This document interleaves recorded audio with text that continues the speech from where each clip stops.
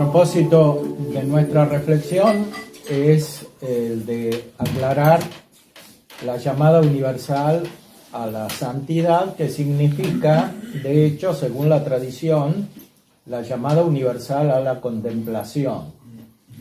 A la contemplación que es una actividad fundamental de la mente humana.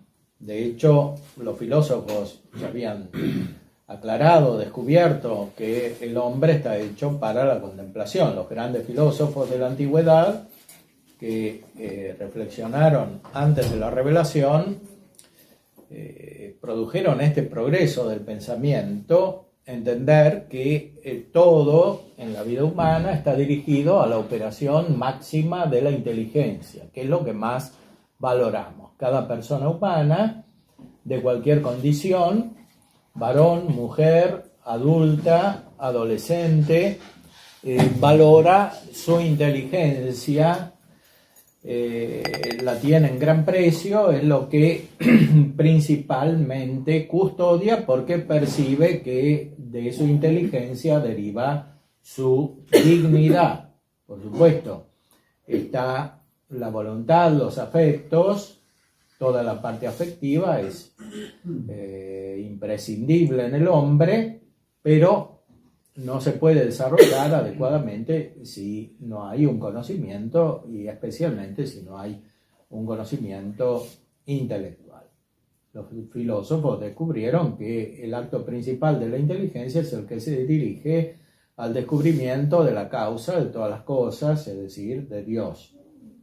Entonces, el hombre es feliz, dice Aristóteles, cuando tiene el mismo acto de Dios, cuando se conoce a sí mismo, cuando se contempla a sí mismo y de algún modo se hace divino de esta manera y es feliz como Dios es feliz siempre, solo que nosotros podemos ser felices algunas veces, solamente si es que llegamos a esa contemplación, aunque muchos hombres no llegan, tal vez la mayoría de los hombres librados a sí mismos no pueden llegar a esa perfección de la contemplación que da la felicidad posible. La mayoría de los hombres se rige por las pasiones, es la experiencia constante de la historia de la humanidad y es finalmente la fuente más profunda de la enfermedad psíquica que constatamos, que divaga, que se desarrolla tan ampliamente en todas las épocas, pero sobre todo en la que nosotros más conocemos, que es la nuestra, tiene su última raíz en la falta de uso de la inteligencia, o en la deformación del uso de la inteligencia, que no es intrínseca a esta potencia, sino que depende de los obstáculos que vienen de las otras potencias, de los afectos y de las facultades sensitivas, de la imaginación, etc. Entonces, muchos hombres están enfermos porque no usan la inteligencia, que quiere decir porque no contemplan y tampoco quieren contemplar, y sobre todo porque han renunciado a la contemplación. Esta es la enfermedad radical, la enfermedad mortal, como dicen Hegel, Kierkegaard y los grandes modernos, la enfermedad mortal que es siempre una rebelión. Y la rebelión es rebelión contra el conocimiento más profundo de la realidad, sobre todo en su aspecto metafísico que lleva a Dios. Ahora, como nos dice la liturgia en la carta a Timoteo, todos los hombres están llamados al conocimiento de la verdad. Quiere decir que Dios quiere que todos los hombres se salven. Y se salven significa no solamente que conozcan con su inteligencia, según su naturaleza, sino que tengan el mismo conocimiento que Dios les comunica, o sea, el conocimiento que es intrínseco a la vida divina, que no puede existir sino en la vida divina, el conocimiento de la Santísima Trinidad, que está unido profundamente al afecto, porque en Dios hay un acto de inteligencia y un acto de afecto según el cual surge el Espíritu Santo. El acto de inteligencia es aquel según el cual surge el Hijo del Padre. Entonces, el fin de nuestra vida es que tengamos la misma vida de Dios, y por eso no podemos realizar ese fin si no, nuestra inteligencia no solo no se sana, sino llega a una perfección que es divina, que es la perfección de Dios. Por eso el Evangelio, la Sagrada Escritura, nos dice que estamos llamados a la perfección. El Nuevo Testamento, el Evangelio usa justamente esta palabra: sed perfectos como vuestro Padre Celestial es perfecto. Eso nos dice Cristo. Es palabra del mismo Salvador. Es no solamente un consejo, es un mandamiento, el de la perfección divina. El amar a Dios sobre todas las cosas, que es el primer mandamiento, se explica definitivamente, según estas palabras de Cristo, de una llamada a la perfección. Una llamada en el Nuevo Testamento, en la Revelación, quiere decir una vocación. El sentido original de la palabra vocación no es subjetivo, como en la modernidad. Nosotros llamamos vocación a la tendencia de cada uno, a los deseos de cada uno, a la dirección de su propia personalidad. En cambio, en el Nuevo Testamento la palabra vocación está tomada en el sentido principal y literal del término, que es una acción de Dios. Dios es el que llama. Dios es el que pronuncia una palabra y nos atrae a eso que Él pronuncia, que es la comunicación de un conocimiento, el conocimiento en sí. La carta a los Hebreos, que refleja la doctrina de San Pablo, dice que es una vocación celestial. Estamos llamados a tener una vida celestial. El mismo San Pablo, que está en la inspiración de esta carta a los Hebreos, dice que tenemos que buscar las cosas de arriba donde está Cristo, no las cosas de la tierra. Esa es la vocación celestial. Y después, de muchas maneras, aparece, sobre todo en las cartas de San Pablo, también en San Pedro, aparece esta palabra vocación.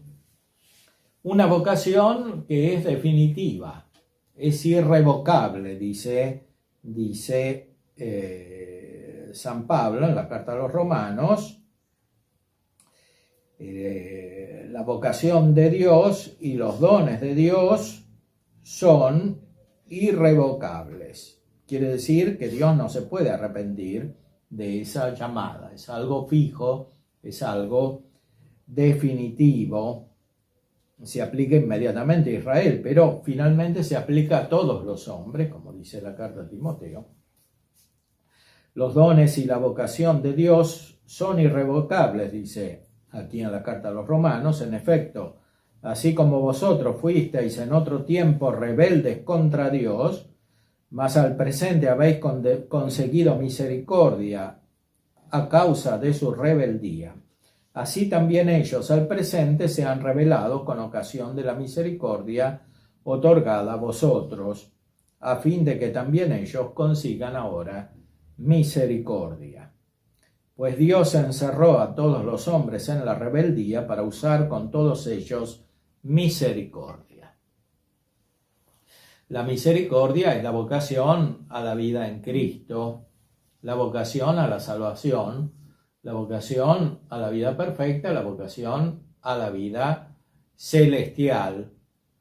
Inmediatamente San Pablo hace referencia a la contemplación, porque esta vocación es tan profunda que está inseparablemente unida con la contemplación, consiste en esta misma contemplación, o abismo de riqueza, de sabiduría y de ciencia de Dios. Cuán insondables son sus designios e inescrutables sus caminos. En efecto, ¿quién conoció el pensamiento del Señor? ¿O quién fue su consejero? ¿O quién le dio primero que tenga derecho a la recompensa? Porque de Él, por Él y para Él son todas las cosas.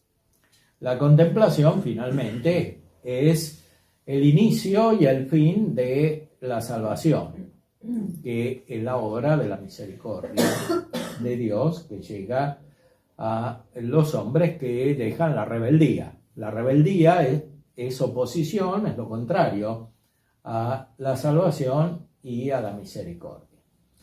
La vocación divina es entonces una llamada en la cual se manifiesta el amor de Dios al mismo tiempo que el conocimiento, porque es la comunicación, como dijimos al principio, de la vida de la Santísima Trinidad, en la cual hay conocimiento y amor. Entonces, por una parte somos objeto del amor por la misericordia, que es lo primero que nos llega, porque primero opera el Espíritu Santo en nosotros y nos cambia el corazón, y después llegamos al conocimiento de Dios, a este abismo de la riqueza de la sabiduría y de la ciencia. Esto es la vida mística o escondida, como dice San Pablo, es algo que supera todo nuestro conocimiento, lo dice muchas veces, es el gran doctor de la vida mística en el Nuevo Testamento,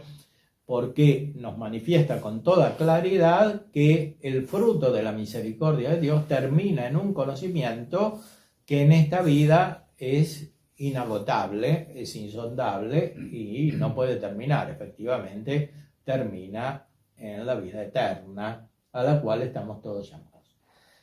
Esto significa intrínsecamente vida de perfección, que no es cualquier perfección humana, natural, sino que es la perfección divina, es la perfección sobrenatural, la perfección de la vida de Dios que se nos comunica. Entonces, no hay nadie que esté exento de esta vocación. Es una vocación universal, o sea que abarca todo, a todo el género humano. Como dice también la lectura de la liturgia de este domingo de Timoteo, es la llamada que viene de la voluntad divina de que todos los hombres se salven. Entonces, no hay ninguna condición humana que esté exenta de esta llamada. Para eso es necesario aclarar algunas ideas que en nuestra educación cristiana y católica no son suficientemente exactas o profundas. Por ejemplo, la identificación entre vocación a la contemplación y un determinado estado de vida, que es el estado de vida religiosa contemplativa. En realidad, el estado de vida es una condición externa, más bien social y estudiada sociológicamente. Por ejemplo, Santo Tomás, al final de la segunda sección de la segunda parte, explica que el estado de vida es una condición no mutable en la vida humana. Entonces, si uno está casado, eso no cambia. Si uno es religioso, eso no cambia. Si uno es obispo o sacerdote, eso no cambia, es para siempre. Entonces, el estado de vida implica una cierta colocación en el conjunto social, especialmente en el conjunto social de la Iglesia. Pero esta condición de estado de vida es secundaria respecto de la llamada y del ejercicio de la contemplación. La llamada a la contemplación es intrínseca a la vida cristiana, es inseparable de la vida cristiana, no puede existir vida cristiana sin esta llamada a la contemplación. Y todos estamos obligados por la ley evangélica, que es una ley de amor, por supuesto, que se ejercita con una respuesta libre y amorosa. Estamos obligados por esa llamada a responder. Y responder quiere decir, como dice aquí San Pablo en la carta a los Romanos, dejar de lado la rebeldía. hay muchos niveles de rebeldía. Hay una rebeldía fundamental en la humanidad, el pecado original. Hay rebeldías personales que están dadas por los pecados personales y después hay rebeldías relativas. Las rebeldías relativas impiden una vocación, una respuesta profunda, intensa, generosa a esta vocación. Estas rebeldías son fuente de división, son fuente de perturbación y también de perturbación psíquica para el cristiano, porque la salud de la mente es finalmente la unidad de la mente. Cuando la mente está dividida, cuando las fuerzas de la persona no buscan el mismo objeto, no buscan el mismo fin, hay una dispersión de energía, las fuerzas son contrarias entre sí y finalmente no solo se produce una rebeldía, al menos implícita, contra la vocación divina, sino también una rebeldía contra sí mismo. O sea, por un lado se quiere una cosa y por otro lado se quiere otra. Como dice también la liturgia de este domingo, no se puede servir a dos señores, porque se amará a uno y se aborrecerá al otro. Entonces, es necesario que haya una unidad. Ahora, para que exista esta unidad, tiene que haber una coherencia, una constancia, una perseverancia en la respuesta a la vocación universal, que siempre la vocación a la vida divina. Esta visión, que está profundamente radicada en la revelación de Cristo, es contraria a la mentalidad naturalista que invade no solamente la sociedad alejada de Dios, sino también la sociedad cristiana. La vida cristiana está en el mundo moderno y contemporáneo marcadamente signada por esta mentalidad naturalista, como que las cosas de la vida humana se tienen que desarrollar según su orden y la llamada a la contemplación queda relegada como en un fondo inconsciente, queda separada del resto y no informa profundamente todas las actividades. El verdadero mensaje del Nuevo Testamento es el de no solo una vocación que termina en el mismo fin, que es la perfección de la vida en Dios, la perfección de la vida que participa de la vida de la Trinidad, sino que es un proceso de unificación, o sea, es un proceso dinámico en el cual, si no se crece unificando todo en torno al fin, se producen fenómenos de división, se producen fenómenos de perturbación interior que finalmente ponen en peligro el alcance del mismo fin sobrenatural. La vida cristiana, que finalmente vida en la unidad del cuerpo místico, implica por sí este proceso de unificación. Dionisio del Areopagita, el gran autor místico de los primeros siglos, refiriéndose a la Eucaristía en la jerarquía eclesiástica, capítulo 3, dice así: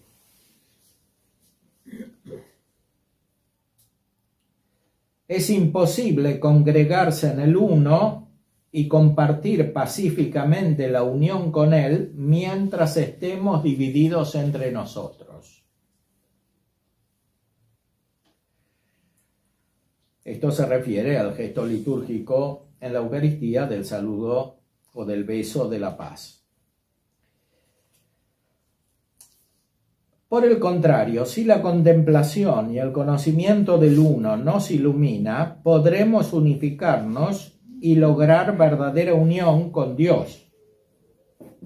Nunca llegaremos a caer en la división de ánimos, fuente de hostilidad material y apasionada entre iguales.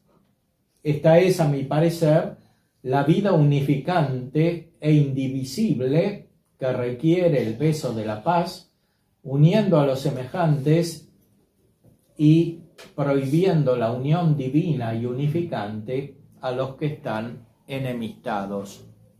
Entonces, esta unidad es, en primer lugar, unidad en sí mismo, unidad consigo mismo, y finalmente es unidad con los demás.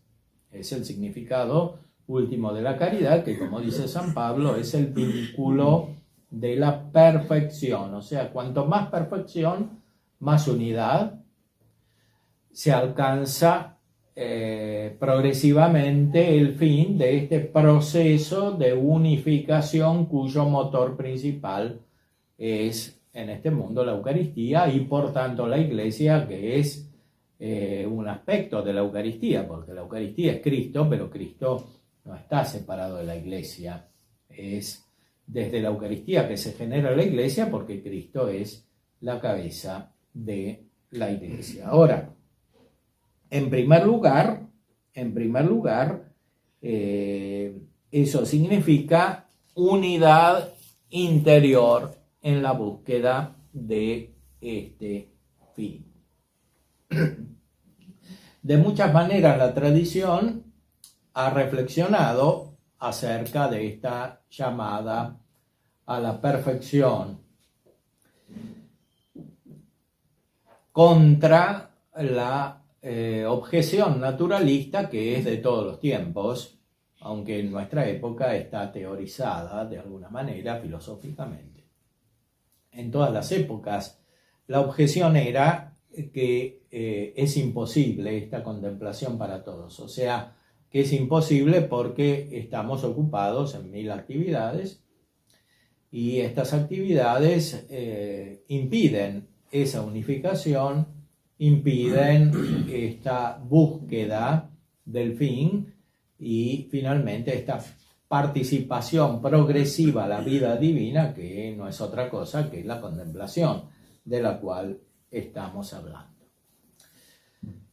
El franciscano Francisco de Osuna, en su libro Tercer Abecedario Espiritual, se plantea esta objeción diciendo así: se la plantea en nombre de los que en la práctica la formulan en su vida. O sea, explica cómo piensan estas personas. Que la contemplación no es para ellos, que es para otros, eventualmente para los que están en un monasterio, pero no para ellos. Dice: Dios no es aceptador de personas. Esta comunicación no es a ti, oh hombre, quien quiera que seas, menos posible que los otros, pues que no eres menos hecho a imagen de Dios que todos los otros, ni creo que tienes menos deseo de ser bienaventurado que los otros. Empero, según te ha hecho no Dios, sino tu libertad, pienso que dirás que la edad y el oficio, o la complexión, o la enfermedad, o el ingenio te excusan y apartan de esto. Esta es la objeción. O sea, mucha gente piensa así, que por las ocupaciones que tiene, la profesión que tiene, el estado de vida que tiene, que por las enfermedades que tiene o por su personalidad, su complexión física y psíquica, está impedido de la contemplación. Esta es la objeción. Pero este autor, que es muy grave en esta materia, fue maestro nada menos que de Santa Teresa, con este libro, dice: no sé qué te responda, sino aquello que dice el sabio. El que se quiere apartar del amigo, achaques busca, y todo tiempo será reprensible. O sea, apartarse de la contemplación y de la vida recogida, en el sentido en que la entiende aquí, que es intrínseca a la contemplación, un recogimiento que es principalmente mental, es apartarse del amigo, es decir, apartarse de Dios, que es el amigo. Y eso es reprensible. Cuando hay una amistad, y la tenemos, está fundada en la vida que hemos recibido por la llamada divina, es reprensible apartarse del amigo. Si a ti satisfacen tus excusas, no lo sé. A mí te sé decir que escandalizan. Y digo con San Agustín que totalmente no te creo, porque no hay causa que poder tan tuyo te quite. Es decir, uno puede formular excusas, pero dice Francisco de Osuna: yo no creo tus excusas, porque en realidad no estás diciendo la verdad, porque no estás siendo coherente con lo que de verdad conoces, con lo que conoces en lo más profundo de tu ser. Yo no creo tus excusas. Eventualmente los impedimentos pueden venir de tu libertad, como dijo antes. Ciertamente se puede ejercitar la libertad, y la rebeldía de la cual habla San Pablo es justamente un ejercicio de la libertad. El mundo moderno, la filosofía moderna, pone el centro de la vida humana y más aún el centro de la realidad en esta libertad, que en realidad esconde la rebeldía. Como dice Hegel, es oposición a esta libertad, es algo negativo, es una rebelión contra algo que está en lo más profundo de nuestro ser, y finalmente contra Dios, que es el que pone esa llamada en lo más profundo de nuestro ser. Si dijeses no poder ayunar, ni disciplinarte, ni traer áspera vestidura, ni trabajar, ni caminar, creeríamoste. Mas si dices que no puedes amar, no te creemos. Si esto dice San Agustín del amor de los enemigos, con mucha más razón se podrá decir del amor de Dios, para el cual hay muchos más motivos que no para el otro. Es decir, para un cristiano que tiene la gracia es posible amar a los enemigos, pero mucho más posible es amar a Dios y por lo tanto tener esta vida contemplativa que responde a la llamada más profunda, no solo en el orden natural, sino sobre todo en el orden sobrenatural de la revelación divina, de la vida divina. O sea, todos estamos llamados a esta contemplación, que no es otra cosa que la vida de ejercicio, de conocimiento y de amor de Dios. Eventualmente podremos tener impedimentos para algunas prácticas externas, por ejemplo, las que corresponden a algunos estados de vida que no son el nuestro. El estado de vida religiosa o el estado de vida contemplativa. Pero eso no impide que tengamos la posibilidad y la obligación de cumplir esta llamada universal, no solo a la santidad, sino específicamente a la contemplación. En la espiritualidad moderna, crecientemente, se fue perdiendo esta claridad. Poco tiempo después, un siglo después de que escribiese Francisco de Osuna, la espiritualidad empezó a adquirir la configuración moderna que nosotros conocemos, que es una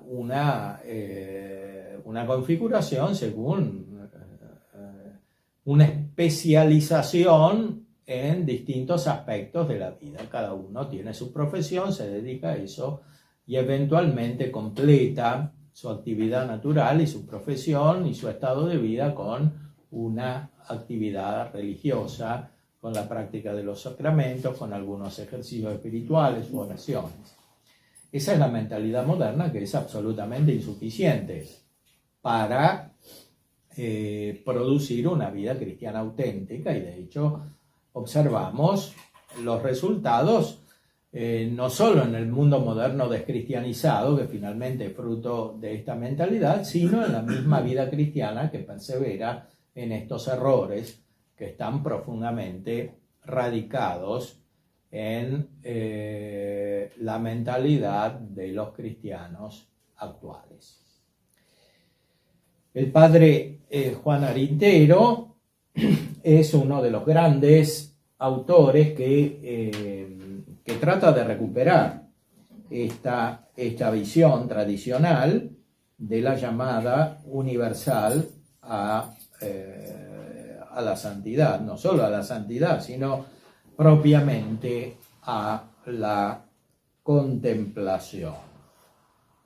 Y describe cómo se da esta contemplación y cómo progresa esta contemplación en su libro de la evolución mística. Hay una evolución muy intensa, muy grande, en el orden de la vida contemplativa, que es mucho más amplia que la evolución humana, natural. Hay mucha más distancia, en cierta manera, infinita más distancia entre uno que empieza la vida espiritual y uno que es perfecto, más distancia que la que hay entre un niño y un adulto desde el punto de vista físico, biológico y psíquico. Es mucho más grande la evolución porque el término es infinito en cierta manera, que es la participación de la misma vida de Dios.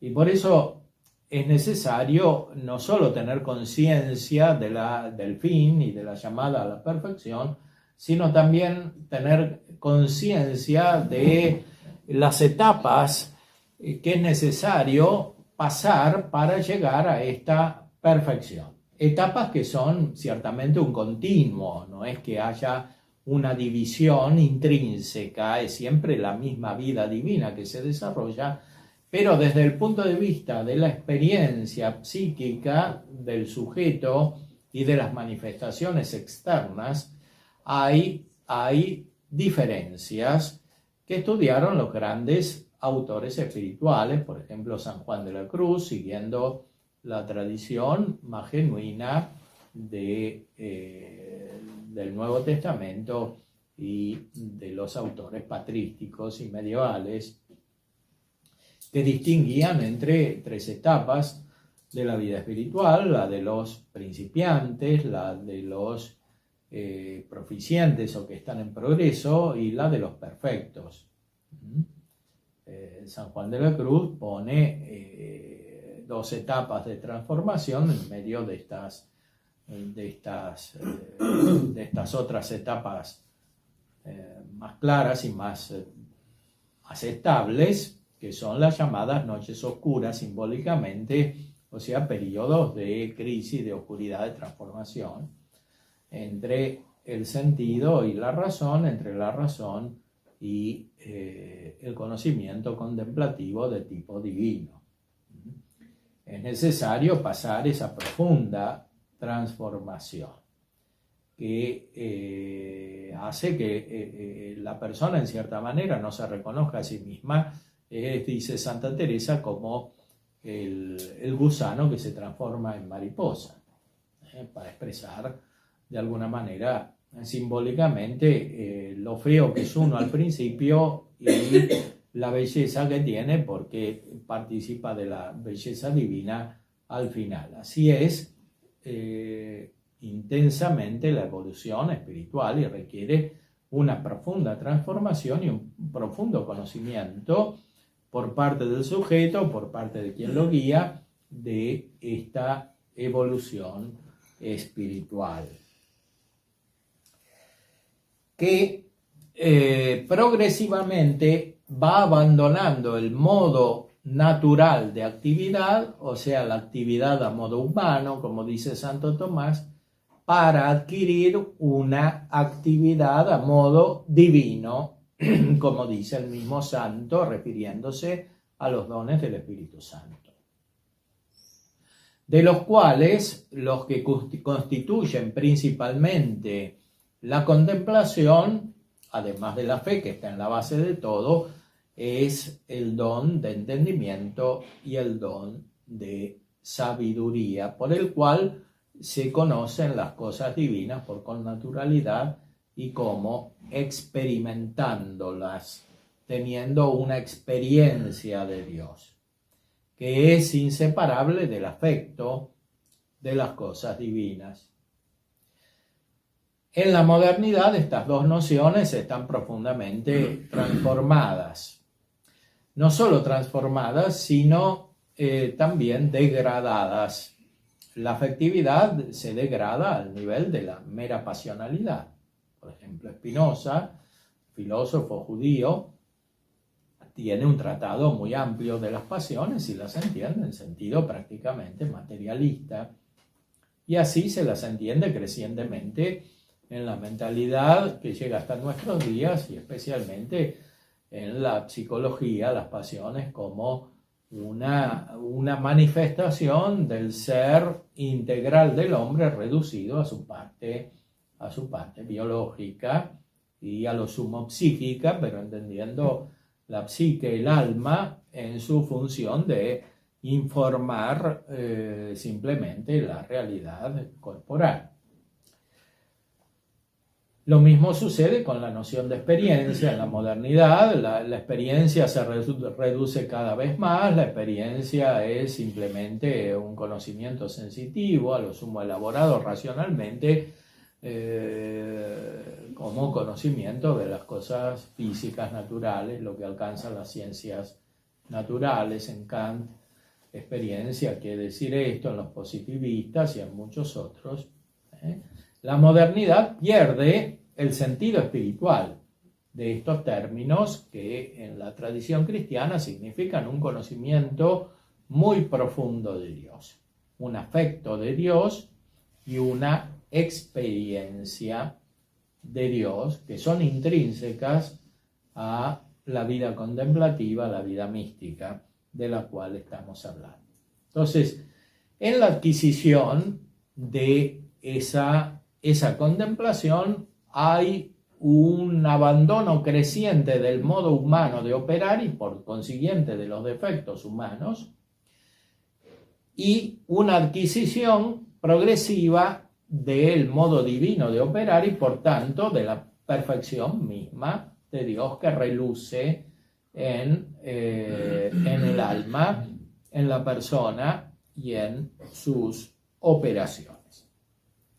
En la práctica, ¿qué significa esto? Que se van recibiendo iluminaciones. Todos los que estamos en gracia, si Dios nos favorece y si no ponemos impedimento, recibimos estas iluminaciones. El problema es que muchas veces la dejamos de lado por los obstáculos que surgen de esta mentalidad naturalista de la cual hablábamos anteriormente, que tiene muchas variantes, muchas ramificaciones, sea personales, sea sociales. Entonces, hay impedimentos que nos vienen de nosotros mismos y hay impedimentos que nos vienen del ambiente en el cual vivimos, sea mundano, sea cristiano, si no estamos advertidos suficientemente como para superarlos. Pero si tenemos coherencia, si tenemos advertencia, si somos fieles a la llamada divina finalmente, que está siempre presente en el fondo de nosotros, entonces nuestra vida se va iluminando, nuestra mente se va iluminando, nuestra inteligencia se va iluminando y especialmente se va iluminando en la oración, que es no solo meditación, sino también contemplación. Esta oración contemplativa tradicionalmente se llama oración de recogimiento, así la llamaban los místicos españoles en el siglo XVI, este mismo Francisco de Osuna, un recogimiento que por supuesto tiene un aspecto externo. Hay franciscanos o había franciscanos recoletos, que quiere decir recogidos, que tenían una vida más directamente contemplativa, más interior, pero hay un recogimiento que es principalmente interior, que es el que más interesa. Entonces, la llamada universal a la santidad, que es llamada universal a la contemplación, se manifiesta principalmente en este recogimiento interior. En la práctica, ¿qué significa esto? Que desde cualquier estado en el cual nos encontramos y en el cual actúa nuestra vocación definitiva, que es la vocación contemplativa y la vocación a la santidad, que termina en la vida eterna, en cualquier estado estamos en condiciones de recoger nuestra mente y por tanto de recoger nuestras actividades internas y externas de modo tal que sean correspondientes y coherentes con este recogimiento mental. No es principalmente el recogimiento exterior el que comanda la vida, sino este recogimiento interior, esta actitud interior, que se puede lograr en cualquier tipo de actividad. Hay estados que son inmutables, como dice San Ignacio también, cuando habla en los ejercicios de las elecciones, pero hay muchas otras opciones que son mutables.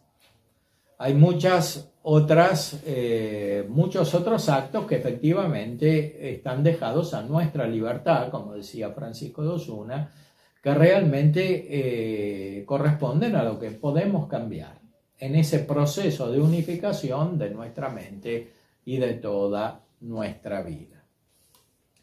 Ahora, ese proceso de unificación tiene que darse principalmente en la oración contemplativa, que debería ser el centro de nuestra vida, porque es lo más importante de todo.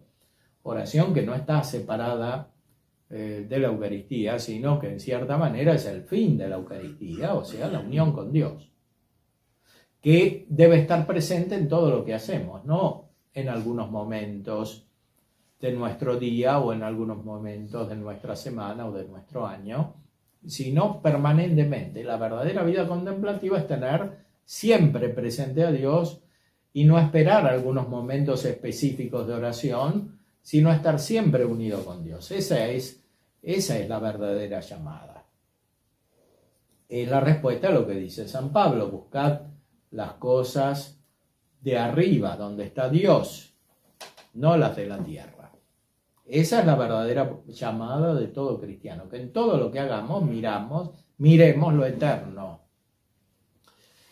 con una traducción psíquica inmediata. Esto quiere decir que de alguna manera tenemos que estar desprendidos de lo que pasa por abajo y nosotros estar por arriba, mirando a Dios, mirando la vida eterna. Y no tengamos miedo de que esto nos distraiga de lo que tenemos que hacer, porque muy por el contrario, acrecentará la eficacia de lo que efectivamente tenemos que hacer y nos ayudará a dejar de lado lo que no tenemos que hacer, que es mucho. Porque gran parte de nuestra vida se gasta en actividades superfluas,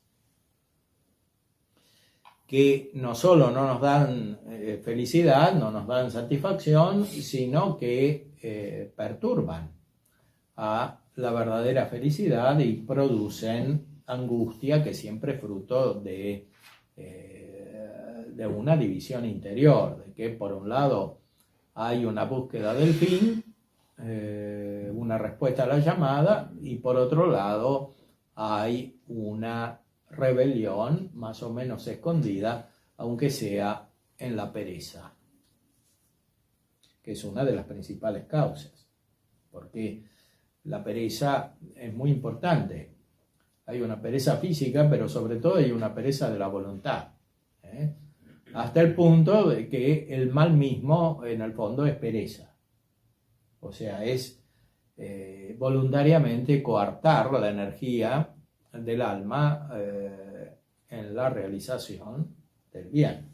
Eso ya en el orden natural es así, pero sobre todo en la respuesta a la vida divina, en el orden sobrenatural, la pereza es fuente de males muy, muy profundos, porque en cierta manera está en la raíz de todos los males y también en la raíz de la rebelión. Porque no se quiere ejercitar la energía que efectivamente está, que tenemos. Y no hay excusa, como dice Francisco de Osuna, para no ejercitar esa energía que efectivamente tenemos. La excusa es, en cierta manera, un engaño que nosotros hacemos a nosotros mismos y también a los demás. Porque si miramos el fondo, esa energía está y viene de la gracia, a condición de que seamos coherentes. Es decir, de que miremos permanentemente y crecientemente el fin, que es la vida divina, y que dejemos de lado la pereza o comodidad y por consiguiente los apegos a los bienes, especialmente a los bienes sensibles, pero a veces también a los bienes inteligibles que hacen que no ejercitemos toda la energía que finalmente tenemos, porque Dios nos la ha dado justamente cuando nos dio la vocación fundamental. Ahora, ¿cómo se hace este tipo de oración? Este tipo de oración implica una gran libertad positiva para buscar efectivamente y con mucha conciencia ese fin, para buscar la contemplación y por otro lado para desprendernos de lo que es superfluo, de lo que impide la contemplación, de las muchas ocupaciones, de los pensamientos inútiles, de las preocupaciones, etc.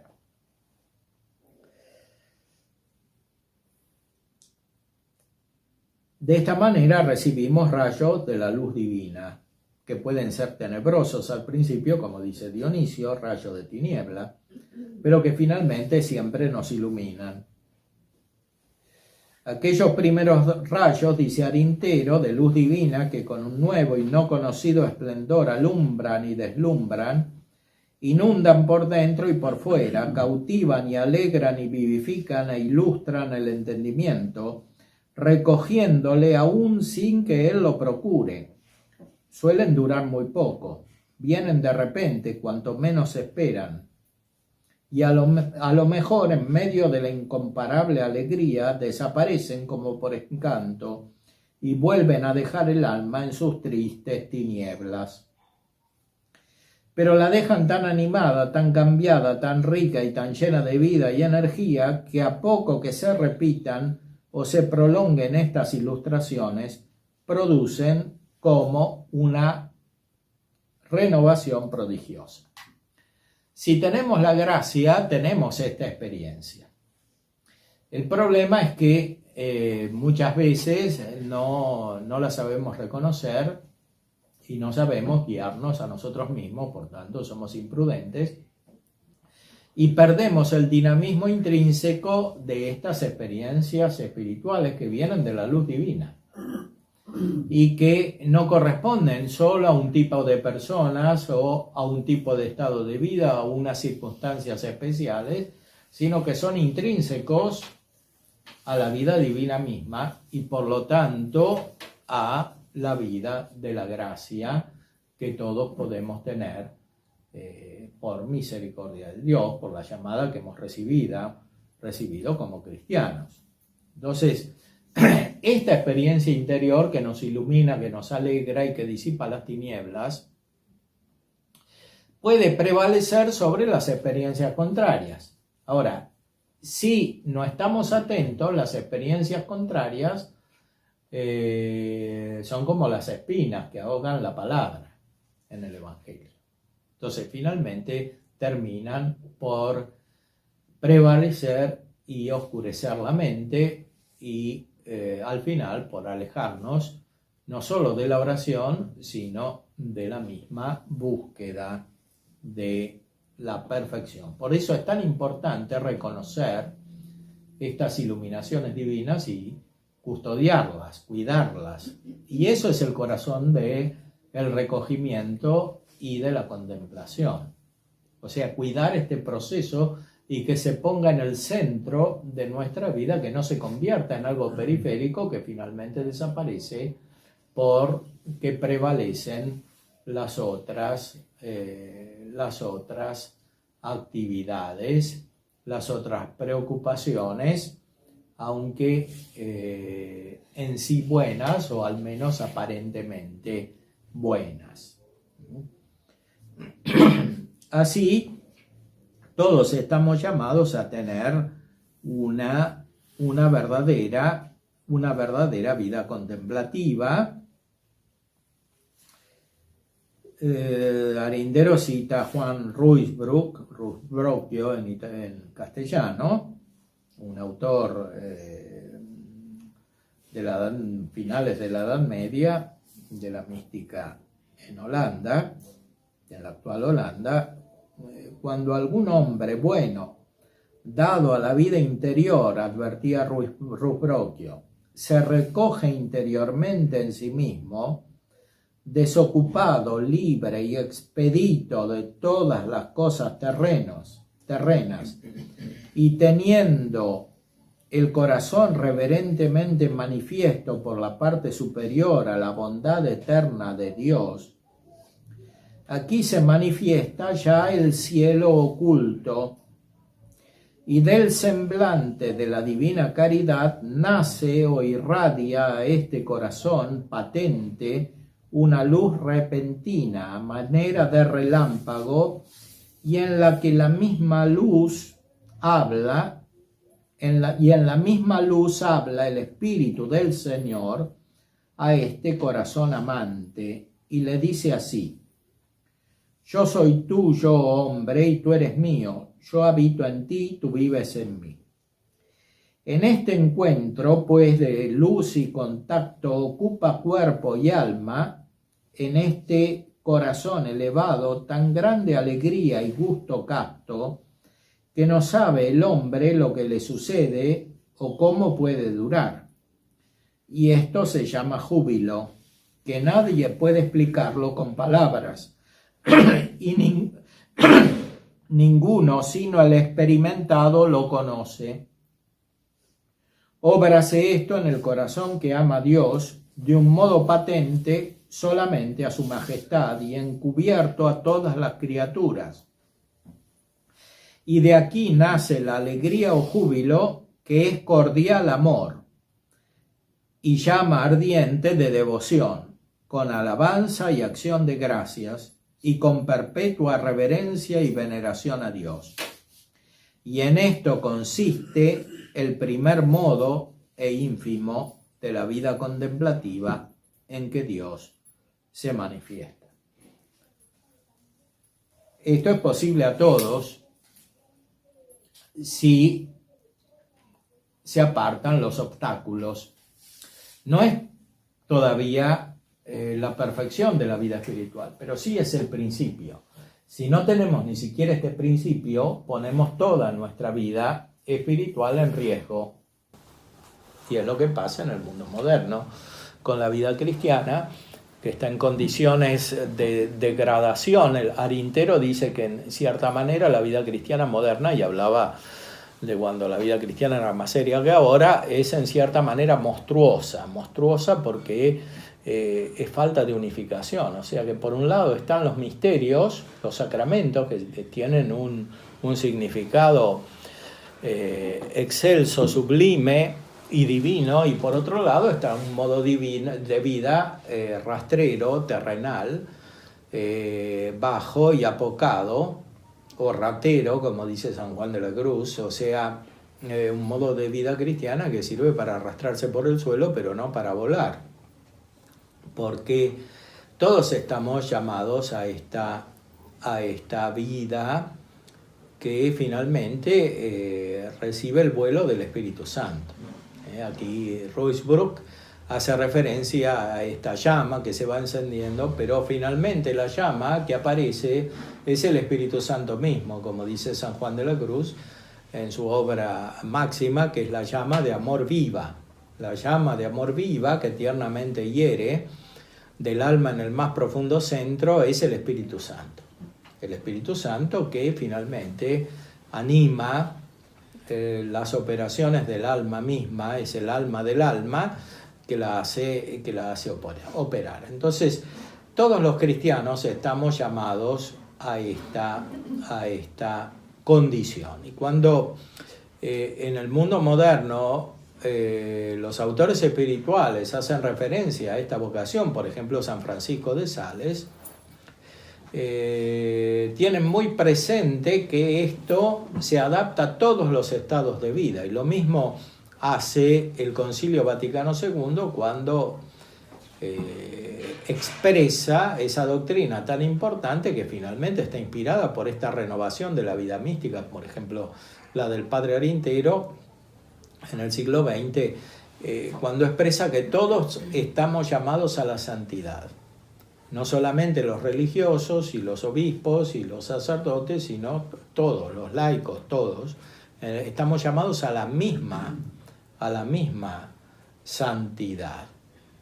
Entonces, ¿en qué consiste esa santidad? Porque a veces tenemos una idea exterior de la santidad, como si fuera imitar externamente algunas operaciones de los santos que son de épocas distintas y de contextos diferentes.